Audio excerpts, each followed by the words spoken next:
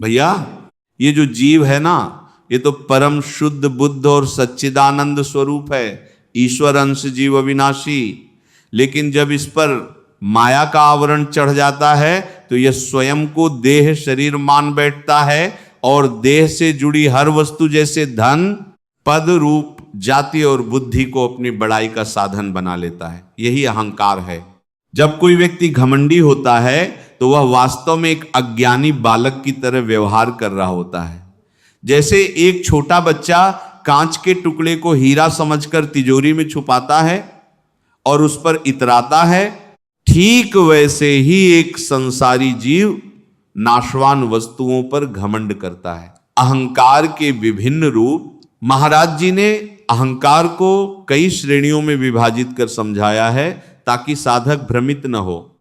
धन का मद, ऐश्वर्य का घमंड, मेरे पास इतनी संपत्ति है, बैंक बैलेंस है, गाड़ियां हैं, मैं किसी को भी खरीद सकता हूं। पद और सत्ता का मद, मैं इस ऊंचे पद पर हूं, मेरी एक कलम से किसी का जीवन बन या बिगड़ सकता है। रूप और यौवन का मत, मैं सबसे सुंदर हूं, मेरा शरीर सबसे सुगठित है। विद्या और बुद्धि का मत, मुझसे अधिक ज्ञानी कोई नहीं है, सब मूर्ख हैं। कुलीनता या जाति का मद, मैं उच्च कुल में जन्मा हूं, बाकी सब तुच्छ है।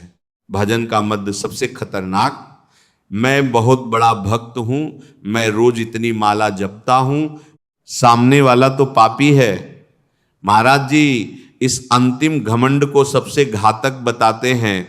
जब तुम किसी घमंडी व्यक्ति को देखते हो तो तुम्हारे मन में क्रोध आता है, बदला लेने की भावना आती है। लेकिन महाराज जी का दृष्टिकोण यहां बिल्कुल भिन्न है। महाराज जी कहते हैं, अरे पागल, जो व्यक्ति अहंकार में अंधा होकर दूसरों को तड़पा रहा है, दूसरों का अपमान कर रहा है, वह क्रोधी होने योग्य नहीं है, वह तो करुणा का पात्र है, वह एक भयंकर मानसिक रोग से पीड़ित है। सोचो, यदि कोई व्यक्ति पागल खाने में अस्वस्थ मस्तिष्क के कारण तुम्हें गाली दे दे तो क्या तुम लाठी लेकर उसे मारने दौड़ोगे? नहीं ना, तुम कहोगे कि यह तो विक्षिप्त है, इसे ज्ञान नहीं है। ठीक इसी प्रकार जो व्यक्ति अपने धन या पद के घमंड में चूर होकर तुम्हारा अपमान कर रहा है, वह आध्यात्मिक रूप से विक्षिप्त पागल है। उसे यह नहीं पता कि जिस शरीर और संपत्ति पर वह आज इतरा रहा है, कल काल मृत्यु उसे मिट्टी में मिला देगा। इसीलिए उसके प्रति मन में द्वेष मत रखो, बल्कि उसके अज्ञान पर तरस खाओ। सामने वाले का घमंड कैसे तोड़े? महाराज जी के अनुसार संसार का नियम है ईंट का जवाब पत्थर से देना, लेकिन संतों का नियम है अहंकार का जवाब परम शून्यता से देना। यहां महाराज जी द्वारा बताए गए 7 अचूक सूत्र दिए जा रहे हैं। जब कोई अहंकारी व्यक्ति तुम्हारे सामने अपनी बड़ाई के ढोल बजा रहा हो या तुम्हें नीचा दिखाने के लिए कटु वचनों का प्रयोग कर रहा हो, तब सबसे अचूक अस्त्र है मौन। जब सामने वाला अपनी विद्या, धन या बल का प्रदर्शन करे तो तुम अपनी जीभ को तालू से लगा लो, भीतर ही भीतर अपने इष्ट देव का नाम जैसे राधा राधा जपो और बाहर से एक शांत निरपेक्ष मुस्कान बिखेर दो। तुम्हारी वह एक शांत मुस्कान और मौन उसके अहंकार के सीने में तीर की तरह चुभेगा। ये सूत्र कैसे काम करता है? अहंकार एक ऐसी आग है जिसे जीवित रहने के लिए प्रतिक्रिया, रिएक्शन रूपी ईंधन की आवश्यकता होती है। यदि कोई आपसे कहे तुम मेरे सामने क्या हो, तुम्हारी औकात क्या है, और आप आगे से लड़ पड़े तुझसे ज्यादा औकात मेरी है, तो आपने उसके अहंकार को ईंधन दे दिया। अब वो आग और भड़केगी।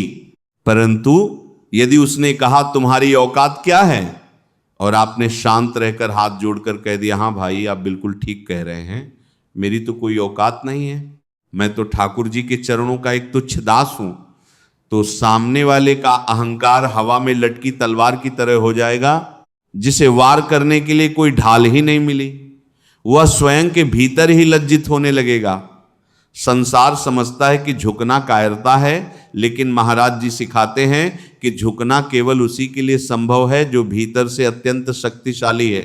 तरुवर फले सो झुकी रहे, नवै सो नवता होए, जो जन नवै सो उपजय, अकड़ै सो सूखा होए।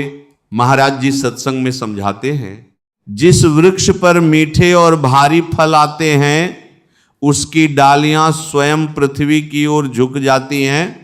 सूखी और बेजान लकड़ी कभी नहीं झुकती, वह सीधे खड़ी रहती है, और जब तेज आंधी आती है तो वह बीच से टूटकर गिर जाती है। जो झुकना जानता है वह आंधी में भी सुरक्षित रहता है। जब तुम किसी अहंकारी के सामने जानबूझकर अपने विवेक और शालीनता के कारण झुक जाते हो तो तुम छोटे नहीं होते। तुम्हारी यह नम्रता सामने वाले के अहंकार को धीरे धीरे वैसे ही गला देती है जैसे सूरज की गर्मी बर्फ को गला देती है। अहंकार अकड़ना जानता है, वह नम्रता के सामने बेबस हो जाता है। एक अत्यंत ओजस्वी और निर्भीक सिद्धांत है, काल समय सबको सीधा कर देता है। तुम्हें लाठी उठाने की आवश्यकता नहीं है। संसार का इतिहास गवाह है। रावण का अहंकार, जिसके पास सोने की लंका थी, जिसने काल को भी अपने पावे से बांध रखा था, जब उसका घमंड बढ़ा तो न लंका बची न वंश बचा। हिरण्यकशिपु का अहंकार, जिसे वरदान था कि वह न अस्त्र से मरेगा न शस्त्र से, न दिन में न रात में, भगवान ने नृसिंह रूप धरकर क्षण भर में उसका अहंकार और प्राण दोनों हर लिए। कंस का अहंकार, जो स्वयं को सर्वशक्तिमान समझता था, भाई तुम क्यों किसी का घमंड तोड़ने के लिए अपनी ऊर्जा नष्ट कर रहे हो। विधाता की चक्की बहुत बारीक पीसती है, पर पीसती जरूर है। समय का एक करवट, एक छोटी सी बीमारी, व्यापार में एक घाटा या कोर्ट कचहरी का एक चक्कर बड़े बड़े सूरमाओं की अकड़ को क्षण भर में ढीला कर देता है। तुम बस तमाशा देखो और अपने भजन में मस्त रहो। यदि कोई व्यक्ति निरंतर आपके आत्मसम्मान पर चोट कर रहा है और अपने घमंड में अंधा होकर आपको प्रताड़ित कर रहा है, तो महाराज जी कहते हैं कि वहां से हट जाना ही बुद्धिमानी है। दुष्ट संग तजी साधु संग करी। जहां तुम्हारे भजन में बाधा आए, जहां तुम्हारा मन अशांत हो, उस स्थान का, उस व्यक्ति का तत्काल परित्याग कर दो। अहंकारी व्यक्ति को उसकी मति पर छोड़ देना ही उसके लिए सबसे बड़ी सजा है। जब उसे अपनी बढ़ाई सुनने के लिए कोई श्रोता ही नहीं मिलेगा, जब लोग उससे दूरी बना लेंगे, तो उसका अहंकार स्वयं को ही खाने लगेगा। इसे आध्यात्मिक दूरी, स्पिरिचुअल डिस्टेंसिंग कहते हैं। साधक की उंगली दूसरे की तरफ से हटाकर स्वयं उसकी छाती की तरफ मोड़ देते हैं। यह महाराज जी की शैली की सबसे बड़ी विशेषता है। वे कभी भी साधक को बाहरी दुनिया से लड़ने की अनुमति नहीं देते, वे हमेशा भीतर के युद्ध को जीतने की प्रेरणा देते हैं। एक, क्या आपके भीतर भी सूक्ष्म अहंकार जन्म ले रहा है? जब तुम ये प्रश्न पूछते हो कि दूसरे का घमंड कैसे तोड़े, तो महाराज जी पलटकर पूछते हैं, लाला एक बात बताओ, तुम दूसरे का घमंड तोड़ने वाले कौन होते हो? क्या तुम्हारे भीतर ये अहंकार नहीं आ गया है कि मैं बहुत सीधा हूं, मैं बहुत धार्मिक हूं और ये सामने वाला बड़ा पापी और घमंडी है? ध्यान रखना, दूसरे का घमंड तोड़ना है, यह विचार ही स्वयं में एक बहुत बड़ा सूक्ष्म अहंकार है।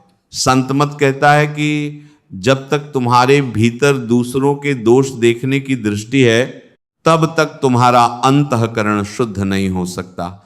तुम दूसरे के घमंड को देख ही इसलिए पा रहे हो क्योंकि तुम्हारे भीतर भी कहीं न कहीं मान प्रतिष्ठा की चाह छिपी हुई है।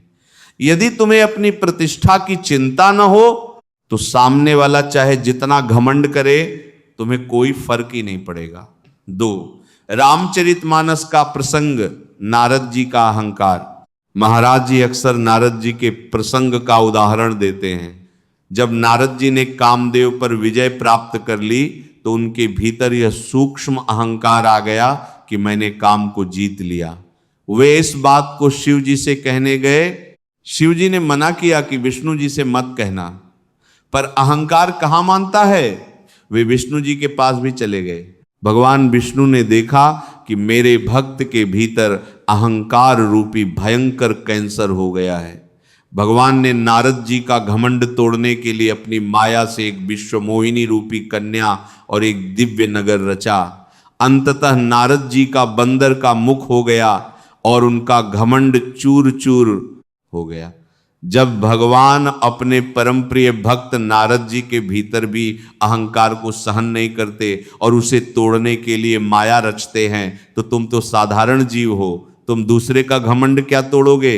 भगवान तुम्हारा ही घमंड न तोड़ दें, इसलिए सावधान रहो। शिक्षाएं केवल किताबी या हवाई नहीं हैं, वे रोजमर्रा के जीवन में जीने योग्य हैं।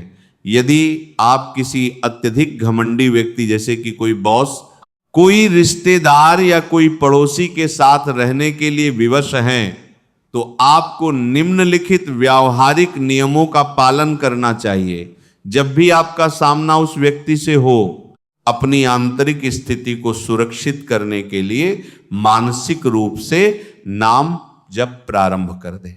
विधि: सामने वाला व्यक्ति चिल्ला रहा है या अपनी डींगे हाँक रहा है, आप आंखों से उसे देख रहे हैं, सिर भी हिला रहे हैं, परंतु आपकी जीभ के भीतर, आपके हृदय में राधा राधा राधा या हरे कृष्ण का चक्र चल रहा है।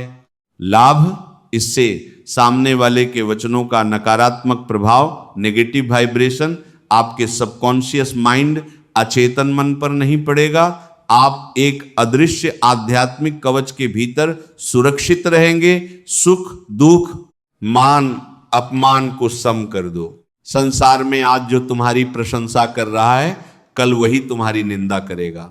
जो आज घमंड दिखा रहा है, कल वही तुम्हारे पैरों में गिरेगा। यह संसार एक रंगमंच स्टेज है।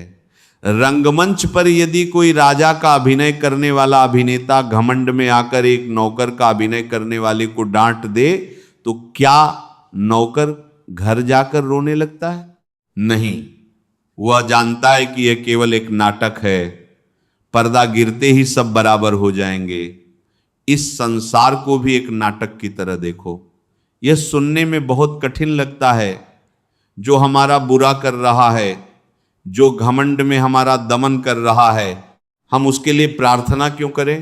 परंतु महाराज जी का अध्यात्म यहीं से शुरू होता है। अरे भाई, जब तुम रात्रि में सोने जाओ तो अपने ठाकुर जी के सामने हाथ जोड़कर रो पड़ो। कहो, हे लाडली लाल, हे मेरे करुणामय प्रभु, वह जो मेरा भाई या बहन है वह इस समय अज्ञान के वश में है।